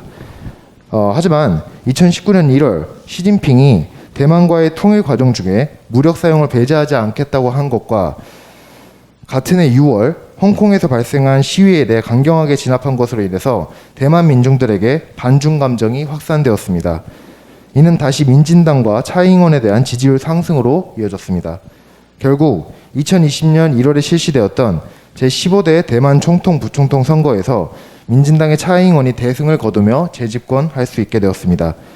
당시 차이잉원은 817만 표로 전체 중 57.2%를, 한거인은 552만 표로 38.6%의 지지를 확보하게 되었습니다. 이는 다수의 대만 민중들이 자신들의 인정 상태를 유지해줄 가능성이 더 높은 그런 정당과 총통 후보자에게 표를 행사한 것이라 볼 수 있겠습니다. 네, 자세히 이야기하자면 중국 공산당으로부터 물리적, 제도적, 사회적 측면에서 받게 될 그런 무시에 대응해줄 대리자로서 대만 민중들이 민진당과 차이잉원을 선택한 것이라고 볼 수 있겠습니다. 따라서 이와 같은 대만인들의 행동은 인정 상태를 유지하고 무시받지 않기 위한 현재 진행적 인정투쟁이자 미래 예방적 인정투쟁이라 할 수 있겠습니다. 네, 본 연구를 정리하자면 다음과 같습니다. 대만인들은 중국 공산당으로부터 인정 핵심 대상에 대한 무시를 받고 이로 인해 인정투쟁이 발생하게 됩니다. 이러한 인정투쟁의 표출 양상은 바로 일전에 말씀드렸던 것처럼 투표 결과로 나타나고 있습니다. 이를 대만 정체성의 대중국 이탈 현상이라고 정의할 수 있겠습니다. 이러한 대만 정체성의 대중국 이탈이 어떻게 될 것인지에 대해 가늠해 보자면 다음과 같습니다. 결론부터 이야기를 하자면 대만인들의 인정투쟁은 앞으로도 지속될 것으로 보입니다. 중국 공산당은 이러한 상황을 타개하기 위해서 더욱더 대만을 옥죄려 할 것입니다. 최근 시진핑 국가주석은 중국 공산당 20차 전국 대표대회에서 대만 통일에 대한 강력한 의지를 표출하고 재확인하였습니다. 대만의 인정에 대한 욕구를 충족시키는 것은 결국 중국 공산당의 대대만 통일 정책 실패를 의미하기 때문에 중국 공산당은 계속해서 대만에 압박을 가하게 될 것입니다. 하지만 중국 공산당이 대만의 인정 욕구를 무시하면서 대만을 중국화하고자 하면 할수록 대만 정체성의 대중국 이탈은 심화 및 가속화될 것입니다. 이는 양안 관계의 악화는 물론이고 세계 안보에도 상당한 영향을 미칠 것이라 판단합니다. 따라서 이와 관련된 문제는 앞으로도 지속적인 관심이 필요할 것으로 보여집니다. 네, 저희 발표는 여기까지입니다. 들어주셔서 감사합니다. 네, 수고하셨습니다. 우리 공윤식 교수께서 지도 토론을 해주시겠습니다.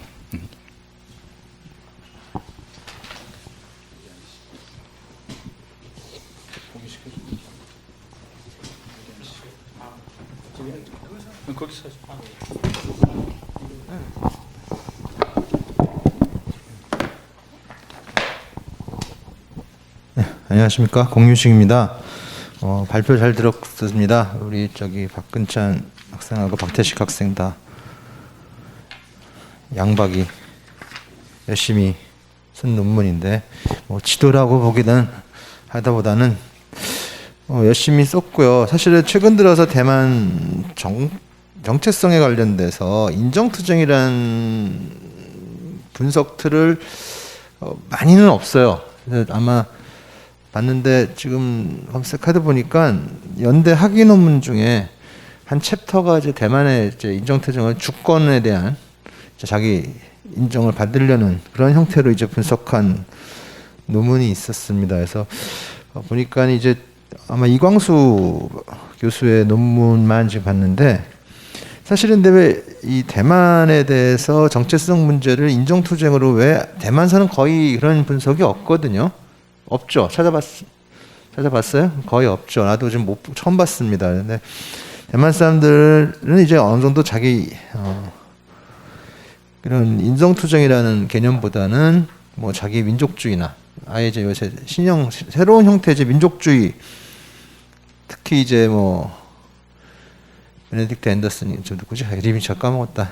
이베이징 커뮤니티라고 해서 베네딕트 그 상상의 공동체로 이제 아예 그렇게 해서 대만의 현재 정체성을 국가주의로 이제 변화시키는 이제 그런 형태로 이제 많이 하고 있습니다. 근데 우리나라에서는 이제 지금 이런 인정투쟁이라는 논문을 제가 학술 논문으로는 두 번째 보는데 상당히 이제 신선한 접근이고요. 나름 이제 분석을 잘 했습니다. 근데 이제 전반적으로 이런 시도는 상당히 좋다고 봅니다. 그런데 이제 한번 보면은 그러면 왜 사람들이 인정투쟁으로 분석을 잘 안 했을까에 대한 고민 한번 해볼 필요도 있어요. 이게 기본적으로 사회 철학이고 어느 사회 내에서의 다른 그런 커뮤니티들이 이제 자기 존재를 배척받거나 이럴 때 그것을 이제 가치를 부각시키려는 부분도 있고, 근데 그런 것도 있고, 또 하나는 이제 국제관계 속에서도 인정투쟁이 연결이 되거든요. 그런 면에서는 대만도 적용이 되는데, 사실은 아직 그렇게 많이 안 돼 있습니다. 그래서 그런 것들을 조금 더 이 본문에서 왜 했냐를 좀 더 해야 돼요. 그냥 인정투쟁 한다. 그리고, 조금 많이 박약해요. 내용이 너무. 물론 이제 이게 다 완성된 논문이 아니니까 그런 부분에서 되는데, 그래서 이 인정투쟁을 한 이유, 그 다음에 인정투쟁이 어떻게 이것이 분석이 그동안 일반적으로 국제관계에서는 이런 형식으로 분석돼 있고 이런 논문들이 이렇게 분석해왔다. 우리나라 거도 좀 더 많이 찾아보고 이제 영어권 자료도 많이 좀 찾아봤으면 좋겠습니다. 그렇게 해서 좀 더 이제 이 선행 연구를 좀 더 많이 해야 될 것 같고요. 그런 부분이 조금 부족하고, 그리고 대만의 정체성에 대해서 여기 앞에서 뭐 해서 정체성 형성 배경 및 강화를 살펴보고 이것이 어떻게 중국부터 이탈했는지에 대한 역학을 분석할 것이다라고 해서 잘 했는데, 사실상 내용에 보면은 대만의 정체성 형상이 상당히 적게 돼 있어요. 그리고 이런 형태의 본인의 주장을 놓고 본다면 내가 보기에는 내 생각으로는 이거는 5장짜리가 돼야 돼요. 한 장이 더 들어야 돼요. 대만 정체성이 어떻게 형성되어 있는가에 대한 설명을 해주고 그것이 어떻게 이 틀에서 분석이 되는가는 그 다음 장에서 이루어지는 것이 훨씬 더 맞을 것 같습니다. 그 다음 이제 결론을 내주고 그런 것들이 좀 더 보충이 돼야 될 것 같습니다. 그래서 분석에, 그리고 이 악셀 호네트 인정투쟁이 이게 사실 상당히 철학적인 과제로 보여요. 내가 이쪽은 나도 별로 건드려 보지 않았지만은, 그리고 지금 여기 보면은 대만의 정체성 형성 배경 및 강화에 대해서 해놓고 상당히 짧은 시간이에요. 리덩호이 때부터 돼 있는 것들 돼 있어요. 물론 민주화 이후에 대만의 정체성이 강화된 것은 사실이지만 이것의 역사적 배경은 상당히 심오하거든요. 뭐 대만 사람들은 명말부터 따져요. 대만 의식의 형성이 기원이란 자체가 물론 뭐 사람에 따라 다르지만 중화 의식의 안에 아류 의식이긴 하겠지만 서브긴 하지만 그래도 나름대로의 의식이 있겠고, 여러분들 뭐 대만 역사 알겠지만은 상당히 복잡하고 이렇게 완전히 중국이라고 하기에는 되게 애매모호한 면이 많이 있습니다. 그러니까 그런 것들이 이렇게 되면 한다는데 사실은 그것까지 다 하기 힘들다고 한다면 연구의 범위에서 시간적인 제한을 두는 게 좋지 않을까. 민주화 이후에 대만의 정체성 변화에 대한 분석을 하겠다라고 하는 것이 훨씬 더 여러분이 쓰기도 편할 거고, 대만 정체성을 형성의 배경을 따진다면은 이거 하나가 박사 논문이 아니라 평생의 역작이 될 수도 있어요. 이렇게 두꺼운 책으로도 만들 수도 있습니다. 충분히. 그러니까 그런 부분이 있기 때문에 그 배경을 할 때 민주화 이후에 대만의 정체성, 이거는 또 명확하거든요. 이전에는 역사적인 인식 배경이 있었지만 그것이 권위주의 체제에 의해서 눌려 있다가 민주화와 더불어서 그것이 같이 눌려 있던 것이 다시 태어난 살아난 것이기 때문에 그 이후부터의 것이 그런 것들을 좀 더 하는 것이 좋다고 생각합니다. 그래서 대만의 정체성 형성 과정에 대해서 여기 해놨으면 그 부분을 좀 더 강화하고 그 다음에 나서 이제 되는데, 그리고 인정투쟁에서 공산당의 무시, 그렇죠. 공산당이 많이 무시하고 난 이렇게 분석하는 것도 상당히 신선하다고 봐서 좋은데, 또 하나는 인정투쟁이 양상이 표출되는 것에 대해서 투표인데 사실 한 번의 투표밖에 없었어요, 선거. 이것이 하나만 갖고 이것을 근거로 삼는다면 근거가 너무 박약하지 않을까. 인정투쟁에 관련된 여러 가지 정체성의 여러 가지 표출이 단순히 이거로만 되지 않았기 때문에 그거를 민주화 과정 이후의 것들을 여러분들이 다시 보면서 찾아내면 뭐 그렇게 어렵지는 않을 거예요. 그 형성 과정을 한번 쭉 다시 리뷰를 하고 하면은 민주화 그 안에서는 분명히 몇 가지 있습니다. 주로 투표로 물론 되지만 투표도 지금 딱 2018년과 2020년 투표 그 갭 차이 하나가만 갖고 하는데, 물론 이제 여러분이 글 쓸 때쯤 되면은 벌써 다음 달 26일에 있을 지방선거까지 또 나오긴 하겠지만, 근데 또 지방선거하고 총통선거하고의 원래 그 성격이 좀 다를 수도 있어요. 그러니까 이제 그것도 감안을 해보고 여러분이 이 분석을 하는 게 좋습니다. 그거에 대한 성격 자체가. 왜냐하면 지방선거는 원래 물론 이제 중간선거 성격도 있지만 그 개개인적인 그다음 정책적인 그것이 더 크거든요. 요소가. 이런 정치적인 요소나 정체성 요소는 총통선거에 훨씬 더 심하게 반영이 되기 때문에 그런 것들을 되고, 물론 이제 그 2018년과 20년 선거 그 얼마 한 1년 반밖에 안 되는 사이에서 홍콩 사태 하나로 완전히 그 분위기가 바뀌어갔던 것들은 상당히 충분한 이 증거가 되지만, 인정투쟁으로만 놓고 요 하나만 놓고 본다면 조금 근거가 너무 박약하다. 여러 가지 국제적인 부분이 요소가 있기 때문에 그렇습니다. 그런 것들 이제 대체적으로 한번 큰 틀은 그렇게 봤고요. 그리고 글 쓸 때 처음에 보면은 본논문의 목표는 이거는 과도하게 두 가지씩이 아닐까. 목표를 물론 여기 나타내는 건 맞지만 이 논문은 이거에 관한 논문인데 왜 이걸 논문을 썼고, 그래서 그걸 통해서 어떠한 것, 뭐 가장 목표를 이제 결론을 나중에 냈다. 아니 목표는 이건데 왜 그런 것이다. 뭐 이런 거는 나중에 하면 되겠지만은 예, 그런 것들이 좀 그렇고, 아직은 글을 뭐 많이 써보지 않았기 때문에 뭐 약간의 가독성이나 뭐 조금 있지만 뭐 그런 것들은 좀 그렇긴 합니다. 그리고 또 어떤 것들은 이제 뭐 주어와 수어가 명확히 있어야 되는데 수어만 있는 경우도 좀 있어요. 가독성 면에서는. 그럼 뭐가 어떻다는 얘기지? 그냥 뭐 여기 본래 하나의 중국을 두고 생각을 달리하는 중국 공산당과 대만 민주당 정부의 대립에 민주국 양상이 상하게 작용했던 것이 할 수 있다. 이런 것도 좀 무엇 때문 이것 때문에 이런 것이 요소 작용된다. 뭐 이런 게 이제 주술 관계는 하다 보면 근데 누구나 할 수 있는, 막 정신을 쓰다 보면은 내가 좀 못해요. 그럴 땐 다시 한번 읽어가면서 유문을 좀 하는 이제 그런 훈련이 됐으면 좋을 것 같고요. 그 다음에 표 1에서 보면은 인정규정과 대만 사례 연계? 라기보다는 이건 이제 틀로 내가 분석을 한 거잖아요. 제목을 좀 다르게 바꿔 쓰지 않을까? 인정 이런 확신과 대만 사례 적용 혹은 뭐 인정 이런 형태로 표 제목도 조금 뭐 그 큰 건 아니지만 그런 거 이제 좀 신경이 쓰였고, 그 다음에 2번 이거는 뭐 나도 저 어느 논문을 보니까 인정투쟁해 보니까 이제 연구 분석 툴 제시라는 논문이 있긴 하더라고요. 근데 그거보다는 뭐 물론 이 장의 기능은 연구 분석 툴의 제시예요. 하지만 인정투쟁과 뭐 그거 관련된 연구 분석 툴에 대한 제목으로 조금 약간 딱 봐서 사실은 원래는 이제 논문이란 게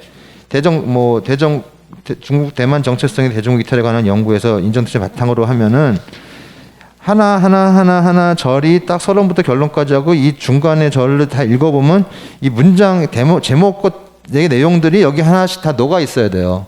근데 보면 여기 갑자기 딱 이 목차만 보면 이게 뭐지? 라는 생각이 들 수 있어요. 그러니까 인정투쟁을 어떻게 분석했다는 그런 제목을 좀 바꾸는 것이 좋고, 갑자기 기억이 안 나는데, 그런 것들을 조금 앞으로 논문이 더 완성해야 되니까 좀 더 신경 쓰면은 상당한 도움이 더 완성도가 높을 것 같긴 했습니다. 딱 하나만 더 본다면은 아주 작은 건데 참고 문헌에서 국내 문헌 해가지고 해외 번역서라고 있거든요. 근데 일반적으로 해외 번역서도 그냥 국내 문헌이잖아요. 굳이 따놓을 이유가 없어요. 2개밖에 안 되는데 그나마 그거는 그렇고 기타 다른 것들은 앞으로 저기 하는데 인정투쟁에 대해서 좀 더 그 다른 형태, 그러니까 인정투쟁이라는 게 보니까 아직까지는 상당히 다양한 분야에 쓰여요. 사회 철학적으로 사회 갈등을 나타내는 데 쓰이는데 이것을 국제관계에서 지금 조작적으로 운영하는 느낌이 들거든요. 이제 지금 이제 시작하는 과정인 것 같아요. 국제관계에서의 것들은. 그래서 좀 더 어떤 면에서는 박근찬 학생이 이론적인 하나의 그 돌파구를 마련하지 않나, 이쪽 분야에서는 좋은 제시고 한데, 대신 그만큼 하려면은 이거를 좀 더 충분히 내 걸로 소화한 다음에 이틀을, 그러니까 다른 연구가 어떻게 되는지 좀 더 세밀하게 보고 나서 이틀을 좀 더 이렇게 세밀하게 만드는 좋을 것 같습니다. 네, 수고하셨습니다. 네, 공 교수님 아주 자세하게 지적해 주셨는데, 제가 이제 사회자로서 한번 좀 얘기를 하고 싶은 것은, 사실은 이 중국 대륙 입장에서 보면은 대만 의식, 대만 사람들에 대한 대만 의식이라고 하는 것이 뭔가. 그러니까 대만 애들이 자기들이 독립하려고 하는 거, 타이두라고 그러죠. 대독이라고 하는 것은, 그러니까 의식 속에서 어떤 대만 의식을 갖고 있느냐, 우리로부터 왜 벗어나려고 하느냐, 이렇게 해서 관련된 논문들이 굉장히 많습니다. 그리고 또 중국 의식, 그러니까 대만 의식과 중국 의식 이런 그 틀 안에서 왜 그 대륙은 우리 안쪽으로 들어오고 싶고 대만 아이들은 자기들이 벗어나려고 생각하고, 그럼 그런 과정에서 어떠한 내용들이 있었는가. 아까 이제 우리 공 교수님이 지적한 것처럼 그 이전에 그 청일전쟁 이후에 대만을 할양할 때, 그때부터 사실은 대만 독립에 대한 의식, 그 대륙에 대한 서운함, 그 이후에 그 뿌리가 굉장히 깊어요. 근데 그 안에서 민진당이 지배하면서부터 소위 말하는 국민당 지배로부터 벗어나려고 했던 이후부터 그러한 내용들이 굉장히, 사실 아이덴티티에 대한 문제들이 굉장히 강합니다. 그러니까 이제 그런 내용의 연구 큰 틀 속에서 이러한 부분도 이제 한 부분이기 때문에 앞으로 공부를 하실 때 그런 부분들을 좀 포함해서 공부를 하고, 그렇게 되면은 좀 더 좋은, 더 깊이 있는 논문들이 탄생이 될 거라고 생각을 합니다. 그러니까 이제 오늘 이제 처음으로 이제 시작하는 것이고 아마 처음 발표해보고 이런 건데, 오늘은 이제 관중들이 그렇게 많지 않지만 앞으로 여러분들이 이제 이 학계에 나가시게 되면은 더 많은 지적과 더 많은 아주 비판도 있을 거예요. 그러니까 달게 받을 생각을 하고 더 좋은 학자가 되기를 기대하겠습니다. 자, 수고들 하셨습니다. 자, 이렇게 해서 오늘 저희들이 특히 학문 후속 세대들인데, 여기 지금 오늘 관중들이 거의 많지 않고 발표하신 분들만 주로 있는데, 오늘 아까 이제 우리 재 교수님도 얘기하셨지만은 좀 오늘 발표하신 분들이 좀 자기들이 이제 컴플레인 할 수 있는 시간을 좀 드렸으면 좋겠는데, 오늘 그러지 못한 것을 좀 아쉽게 생각합니다. 그리고 또 30분이 딜레이 돼서 이렇게 된 것인데, 앞으로는 좀 더 좋은 회의가 될 수 있도록 우리 또 모두가 노력하기를 바라고, 오늘 이렇게 해서 모든 회의를 마치도록 하겠습니다. 고맙습니다. 네.